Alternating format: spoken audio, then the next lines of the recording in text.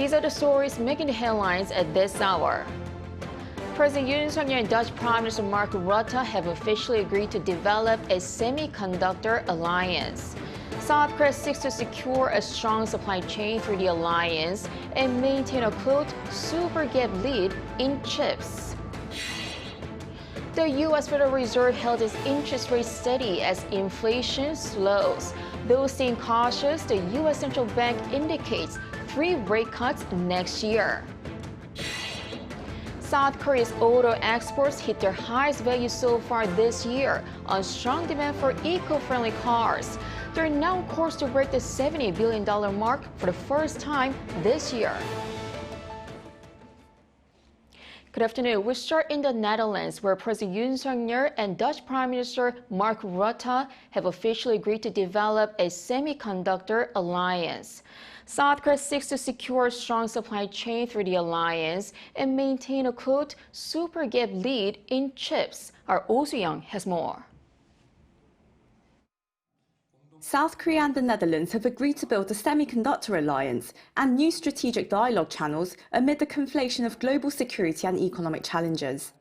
President Yoon Suk-yeol and Dutch Prime Minister Mark Rutte on Wednesday shared the outcome of their bilateral talks at The Hague upon Yoon's state visit to the country. As the global race to develop the most advanced microchips continues to heat up, given the technology's implications on the nation's economic and military prowess, Yoon and Rutte committed to building value chains between their governments, firms and universities. 한국과 네덜란드 간의 반도체 동맹을 구축했다고 하는 것은 저희들이 반도체의 그 초격차를 유지하고 최첨단의 기술을 함께 구축해 나가기 위해서 저희들이 중요한 과학 기술적인 문제들에 대해서 함께 논의하고 해결하고 정보를 긴밀하게 공유한다는 그런 뜻입니다. Officially adopting the term Semiconductor Alliance in their joint statement, the two sides agreed to establish a bilateral semiconductor dialogue for better industry support and policy coordination, and a semiconductor talent program to nurture professionals in the field. Also, they set out to promote more information exchanges between their governments and establish a new economic security dialogue, along with a biennial 2+2 dialogue for foreign affairs and industry officials at the ministerial level to cover all critical technologies. This is expected to greatly contribute to strategic coordination in the areas of supply chain, economic security and export control, including semiconductors. Identifying both traditional and emerging security challenges, the two sides also inked a deal to expand defence cooperation and continue cyber policy talks and advance global discussions on setting new norms on the military use of artificial intelligence. Further broadening the areas of cooperation, having upgraded their bilateral ties to a strategic partnership last year, the two governments inked MOUs on joint research and development in nuclear energy, carbon-free energy sources and ICT, in the digital, AI, quantum and cybersecurity sectors. Other major deals include building South Korea's first cold chain logistics hub in Europe, as well as R&D on neuroscience and smart agriculture, and promoting cultural exchanges. Looking forward, the two leaders emphasized their shared values of liberal democracy and rule of law as the basis of their future partnership. In that regard, they reaffirmed their commitment to peace and prosperity of the Indo-Pacific region, which sees some 60% of the world's maritime trade pass through, and jointly condemned North Korea's nuclear and missile development. They also opposed the regime's arms exchange with Russia, while expressing their continued support for Ukraine amid Moscow's ongoing invasion. The President's office says South Korea will continue to bolster its security and economic resilience by expanding its network of like-minded countries, fostered by Yoon's active summit diplomacy this year. Oh Soo-young, Arirang News, The Hague. At the first business forum held between South Korea and the Netherlands, the two countries agreed to expand cooperation in a variety of sectors. Those include semiconductors, carbon-free energy, logistics, and more. Park Gun-woo has the details. The first business forum between South Korea and the Netherlands was held at an Amsterdam hotel on Wednesday local time, where the two nations agreed to strengthen cooperation, especially in the semiconductor industry. The forum took place during South Korean President Yoon Suk-yeol's 4-day state visit to the Netherlands, with King Willem Alexander, government officials, and 200 entrepreneurs from both countries, including CEOs of Samsung Electronics, SK Group, and ASML also present. ASML is a Dutch chip equipment supplier for South Korea's Samsung and SK, the world's largest memory chip makers. President Yoon began his keynote speech by addressing the relationship between both nations. 네덜란드는 60여 년 전에 한국이 유럽과의 무역을 본격화하기 위해 최초로 무역관을 개설한 국가입니다. He added the two countries have been expanding cooperation, recording an all-time high trading volume last year, twice as much compared to the pre-pandemic era. 앞으로 양국 간 협력이 더욱 활성화되기 위해서는 반도체 분야의 전략적 연대를 더욱 공고히 다져야 합니다. President Yoon also announced at the event that companies from the two nations will build a joint R&D center in Korea, provide opportunities for graduate school students to learn cutting-edge technologies together, as well as the establishment of chip dialogue channels between the two governments. He also said collaboration in the carbon-free energy sector, including nuclear, hydrogen, and offshore wind power, along with the logistics sector, will be expanded. On the sidelines of the forum, a total of 19 MOUs and agreements in cutting-edge technology, renewable energy, logistics, and agriculture were made between the governments and companies of both countries. Park Gun-woo, Arirang News. Also in Amsterdam, President Yoon underscored the deep roots of history that the two countries shared. From the Korean War to the Second World Peace Conference at The Hague, the underlying theme was peace, justice, and freedom. Kim Do-yeon reports. At the Royal Palace of Amsterdam on Wednesday, President Yoon met with around 20 Dutch Korean War veterans and members of their families. He also showed gratitude for the swift decision by the Netherlands to support the South during the Korean War. 우리 정부와 국민은 70여 년 전 공산 침략에 맞서 싸운 네덜란드 청년들이 흘린 피를 결코 잊지 않고 그러한 감사의 마음 위에 양국의 굳건한 연대가 지속되어 오고 있는 것입니다. More than 5,000 Dutch soldiers were deployed to South Korea during the war and more than 120 died. They participated in a number of key battles, including in Inje, Gangwon province. President Yoon also took the opportunity to award a, quote, hero's uniform to a 93-year-old Dutch veteran. King Willem Alexander also showed his appreciations to the war hero. Just as our country received help from the United States, United Kingdom and Canadian forces during World War II, 5 years later you went to South Korea and fought for freedom. Even now, 70 years later, you are still receiving expressions of gratitude from South Korea. The historical connection between South Korea and the Netherlands dates even further back. President Yoon, in fact, while at The Hague, visited the Ridderzaal, where the Second World Peace Conference was held in 1907. President Yoon, together with Prime Minister Rutte, viewed exhibits related to the 1907 World Peace Conference and paid tribute to the patriotic spirit and noble cause of the national heroes. Korean diplomats, led by Lee, were dispatched to the conference to speak up for Korea's sovereignty amid Imperial Japan's attempts to colonize the peninsula. However, the diplomats were not admitted to the conference due to rejection by Japan at the time. President Yoon is the first South Korean president to visit the site, and he explained to Prime Minister Rutte why the place has special meaning for Koreans. After the visit, President Yoon also paid a short visit to the Lee Peace Museum. There, the top office says President Yoon took a look at the room Lee stayed in while making efforts to spread the word about the unjust occupation by Japan. Kim Do-yeon, Arirang News.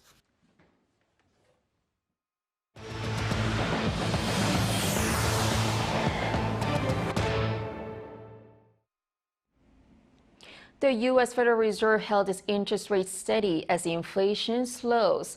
Though staying cautious, the U.S. Central Bank indicates 3 rate cuts next year. Shin-Young reports. During the U.S. Fed's last meeting of this year, policymakers on the Federal Open Market Committee decided to maintain interest rates for the 3rd consecutive time. With the Fed's latest move, the benchmark interest rates in the U.S. now stand in the range of 5.25% to 5.5%, marking a 22-year high. The decision is largely attributed to robust employment and a slowdown in inflation. The Consumer Price Index, a key gauge of inflation for last month, rose 3.1% on year, the lowest increase seen since June due to a drop in energy prices. Consumer prices have been slowing after hitting 9.1% in June of last year. On Wednesday, Fed Chairman Jerome Powell acknowledged that the current level is likely at its peak, but emphasized that it's far too early to declare victory. While we believe that our policy rate is likely at or near its peak for this tightening cycle, the economy has surprised forecasters in many ways since the pandemic. Ongoing progress toward our 2% inflation objective is not assured. According to the Fed, the interest rate is expected to tick down to 4.6% next year, hinting that the Fed may cut the rate by 1/4 of a percentage point 3 times in 2024. Following the Fed's announcement, U.S. stocks welcomed the news. The Dow Jones Industrial Average on Wednesday surged 1.4%, closing at a new record high. The S&P 500 rose by 1.37%, while the Nasdaq closed with a 1.38% gain. Meanwhile, the latest Fed rate freeze means the key interest rate gap between South Korea and the U.S. remains at 2 percentage points. One expert says the BOK needs a clear signal from the U.S. to consider rate cuts.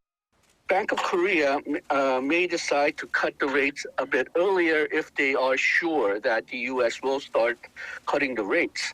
But again, because the Fed has not given a very clear signal on when they will start to lower the rates, it may take quite a while. If we see household debts increasing very quickly, then I don't think the Bank of Korea can afford to cut the rates, or at least not cut rates very quickly.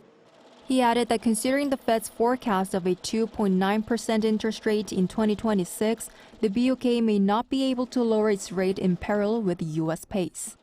신하영, 아리랑 뉴스. Israel says it will continue its war in Gaza with or without international support. The comments come as the UN General Assembly overwhelmingly passed a non-binding resolution calling for a ceasefire in Gaza earlier this week. Lee Seung-jae has more. Earlier this week, the UN General Assembly overwhelmingly passed a non-binding resolution calling for a ceasefire in Gaza. However, despite an international call to bring about an end to the armed conflict that has killed thousands of civilians, Israeli Foreign Minister Eli Cohen says Israel will continue its war in Gaza with or without international support. According to a statement from his office, Israel's top envoy added that a ceasefire at the current stage is a gift to Hamas, and it will allow the militant group to return and threaten the lives of Israelis again. In its latest move to keep Israel in check, Washington says Israel must follow international humanitarian law and protect civilians, amid reports that the Israeli military has begun filling underground tunnels in the Gaza Strip with seawater to eradicate Hamas. The comments come as the Wall Street Journal reported that the Israeli military has been using seawater since last month as part of its efforts to destroy underground tunnels that serve as Hamas hideouts and means of transportation. The intention is to flood the tunnels to flush Hamas agents from underground to the surface, but there are concerns that the aftermath of this operation could cause humanitarian damage and have an adverse effect on groundwater, water purification facilities, and soil in the Gaza Strip. Meanwhile, Hamas leader Ismail Haniyeh said Wednesday that any plan for a post-war Gaza that does not involve the militant group is delusional. In a televised speech, the militant group's leader said he was open to talks to end the armed conflict and put the Palestinian house in order both in the West Bank and the Gaza Strip. He also called on Arab countries to use all available options to stop the armed conflict. Lee Seung-jae, Arirang News. After intense negotiations, the COP28 climate summit in Dubai came to a close. It produced the first ever climate deal with language on fossil fuels, but it called for a transition away rather than phase out of oil, coal, and gas. A historic climate deal. Nations at the COP28 climate summit in Dubai agreed on transitioning away from fossil fuels. It is a first for a UN climate conference to produce such a deal, though it still stops short of including a long-demanded call for a phase-out of oil, coal, and gas. We have language on fossil fuel in our final agreement for the first time ever. The final consensus came after COP28 was extended beyond its official closing time of midday Tuesday due to intense overnight negotiations over the key sticking point, whether the text should include a call to phase down or phase out fossil fuels. Along with the final text transitioning away, nations also agreed on commitments to triple the capacity of renewables and double energy efficiency by 2030. Other progress was made in adaptation and finance, including the operationalization of the Loss and Damage Fund to support countries most vulnerable to climate change. The UN and EU largely celebrated the deal as a milestone achievement in global climate action. I think this is a global turning point. For the first time, the world is committing to transition away from fossil fuels. So this has the potential to be the beginning of a new era, the post-fossil era. They are a climate action lifeline, not a finish line. Now all governments and businesses need to turn these pledges into real economy outcomes without delay. The decision also satisfied oil producers like Saudi Arabia, who've been advocating reducing carbon emissions rather than fossil fuel phase out. But it left island countries that are facing the direct impact of climate change dissatisfied, as well as developing countries that raised issues of equal responsibility. South Korea's exports of ICT products increased 7.6% in November on year, ending a 16-month losing streak. According to data from the Ministry of Science and ICT, outbound shipments of ICT products totaled just under $17.9 billion last month, compared to $16.6 billion a year earlier. Playing a big part in flipping the downward streak was semiconductor exports, which reached $9.6 billion and a 10.7% on-year increase as memory chip sales increased for a second month.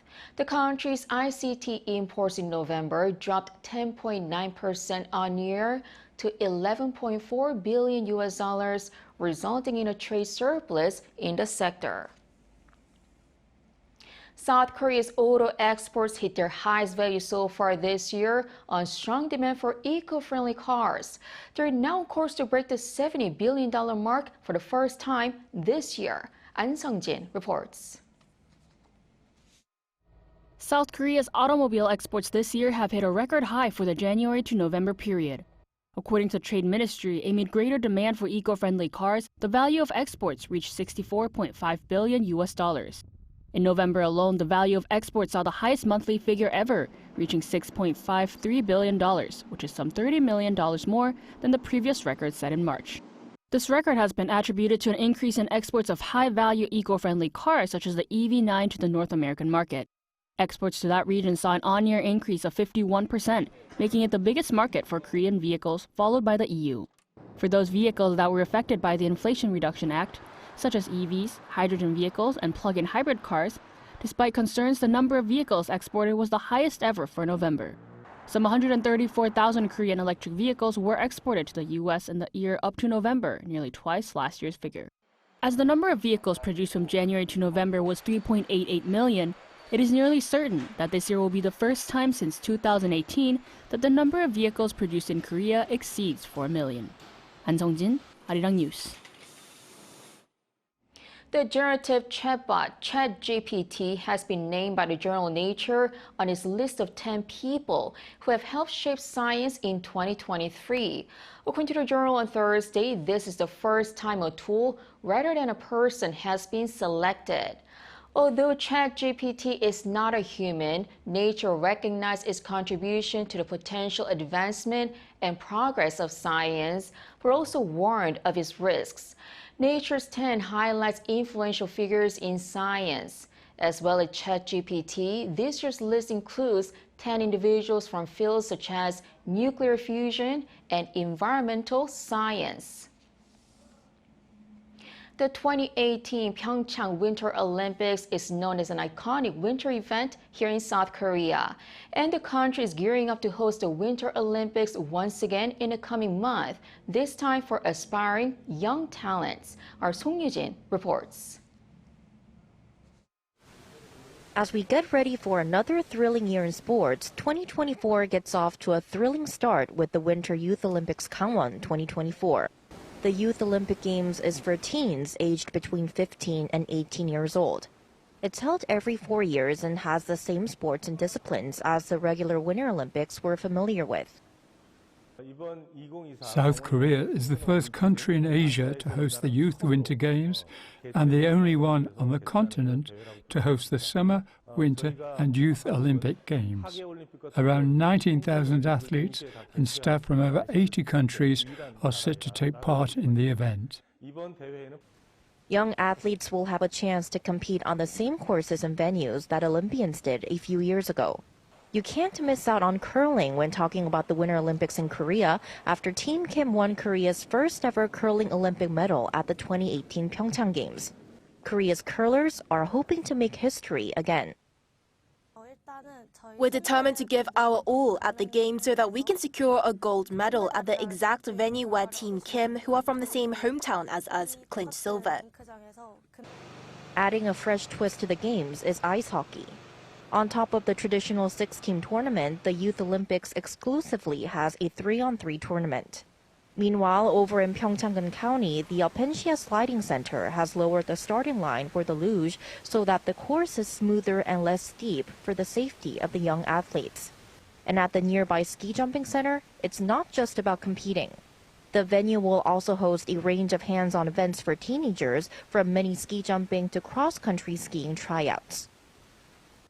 With a little more than a month left, Gangwon province is making last-minute preparations so that teenagers, just like its slogan, can grow together. The Youth Olympic Games will kick off on January 19th and run until February 1st. Song Yujin, Arirang News, Pyeongchang.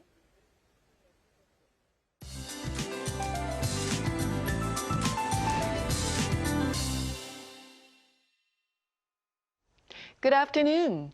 The unusual December weather pattern continues with heavy winter rain. Rain that started in the west will spread nationwide by the afternoon with more than 120 millimeters in the east of Gangwon province. Meanwhile, the rest of the country could see up to 80 millimeters. And central parts of the country could see 10 to 20 millimeters an hour of heavy rainfall tomorrow. Concerns are rising for mountainous regions in Gangwon province, where already heavy snow has hit, and there could be more than 30 centimeters of snowfall with a preliminary snow advisory being issued there. So please stay safe and drive with care if you are near the area.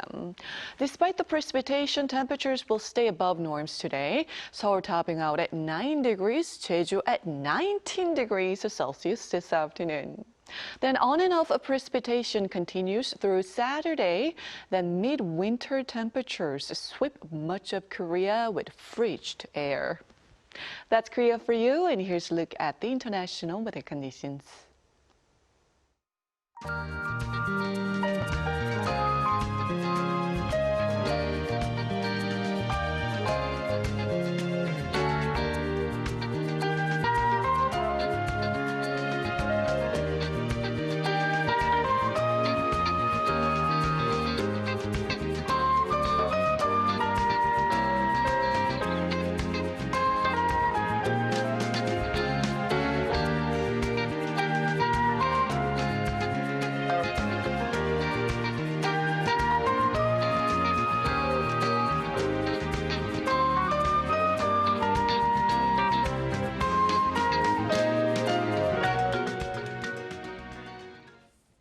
South Korea's popular dish, bibimbap, is the most looked-up recipe on Google this year. It topped Google's annual year-in search for the recipe category, followed by Spain's espeto, or skewered fish, and Indonesia's pepita, a type of congee. Well, bibimbap is a bowl of rice topped with assorted vegetables, meat, egg, and a key ingredient, gochujang, red pepper paste. And before you eat, you stir all of them together, hence the name bibimbap, where bibim means mixing and pap means cooked rice. But do also note the name. You can actually make your own bibimbap without a recipe with anything you can mix with rice. That is all for today. Thanks for watching.